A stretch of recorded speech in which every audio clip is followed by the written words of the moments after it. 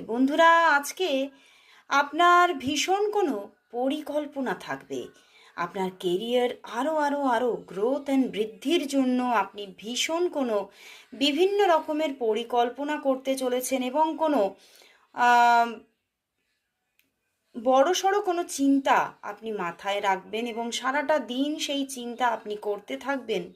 কোন পথে আপনি আপনার ডেস্টিনেশনে খুব তাড়াতাড়ি পৌঁছবেন সেই চেষ্টায় অনড় থাকবেন এবং আপনার ফিনান্সিয়াল জায়গাও সেই জন্যেই খুবই ভালো থাকছে।